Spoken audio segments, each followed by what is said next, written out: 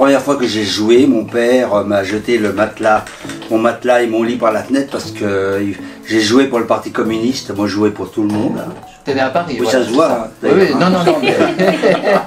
complètement. Tu le caches bien. Oui. Ouais, donc il voulait pas que tu chantes ou il voulait Non, pas que non, tu non, chantes c'était pas un métier, c'était vraiment de la rigolade, si tu veux. Non, non, non, j'ai eu un restaurant, mais vous allez rigoler, hein, grec. Ah oui, oui. Non, non, On ne rigole pas. c'était dans le Marais d'ailleurs au niveau cinéma, j'avais Annie Cordy, Michel Piccoli, tout ça, tout le monde qui venait. On mangeait mal, mais c'est quelle rigolade. Bon, bah, ça c'est pas grave, c'est un détail. Ah, c'est grec, hein, c'était grec, Bah, mais pas... grec à l'asiatique. Non, mais je suis très contente d'être parmi vous ce matin et puis de découvrir un peu une de tes mille vies, Oui. Henri Victor. Et j'ai même eu un club de rencontres. Ah, ouais, mais ça m'étonne pas. Ah, Ça ça t'intéresse, hein? Non, ça ne m'étonne pas. Dans mon restaurant, je jouais de la musique, la guitare, alors je draguais les filles avec une guitare, c'était facile, hein. Et parfois il me manquait les cordes. En Chine, tu as joué quand même dans des endroits. Des endroits incroyables. Alors en France, quand on arrive à avoir 100 personnes, on est super content. En Chine, tu as 5000 personnes, c'est petit, trop, tu vois, perdu dans le... Ouais. Hein, c'est le lieu dit. Et j'ai joué, mais c'était incroyable, c'était inconnu, mais un succès fou en Chine. 25 000 personnes, 30 000 personnes. Non, la chanteuse la plus connue en Chine. C'est Mireille Mathieu, non? Non. Même pas. Allez, ça commence par un H. Hélène Rollez. ouais, bah, voilà. Hélène et les garçons. Ouais. Et ben Dizzy Ping, il est vraiment fan. Au départ, oh là, je jouais partout. Quand on me sifflait, j'arrivais. J'ai joué pour la Lycra, j'ai joué dans des lieux cultes comme comment s'appelle, le Palace, la Locomotive, le Rex, voilà, partout, un peu partout. Hein, quand je pouvais, je jouais. Je suis un passionné. On dit beaucoup show business parce que c'est plus de business aujourd'hui que de show, hein, à vrai dire.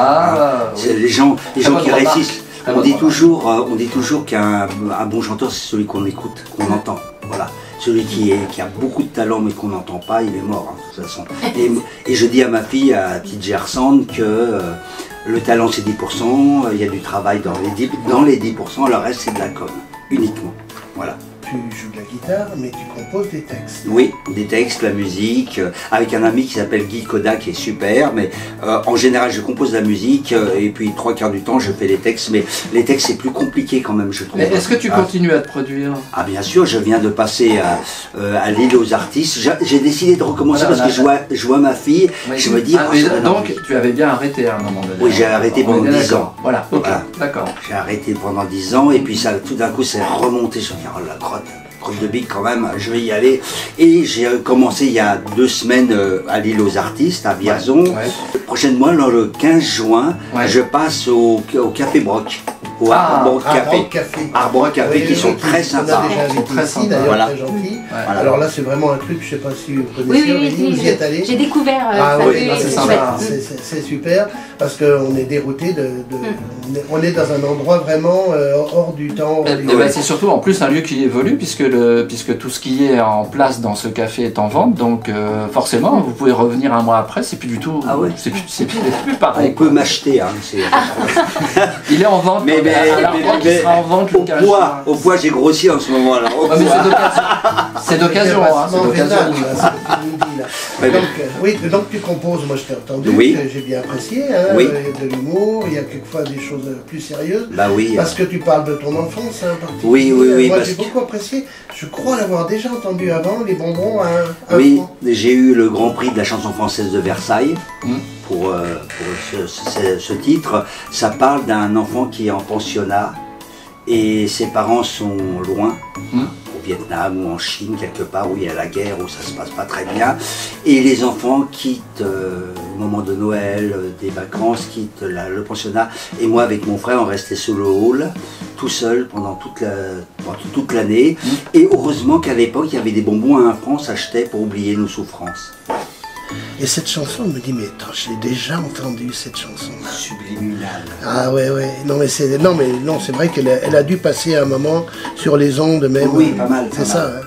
Parce qu'à la base, je joue du blues.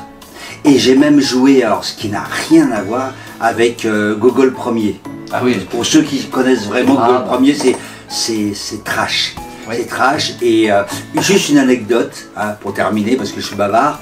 À un moment donné, je deviens son bassiste. Il se retourne, il s'adresse au public et il me présente, voilà, j'ai le nouveau bassiste thaïlandais. Alors, je regarde, le nouveau bassiste thaïlandais qui est un prince thaïlandais.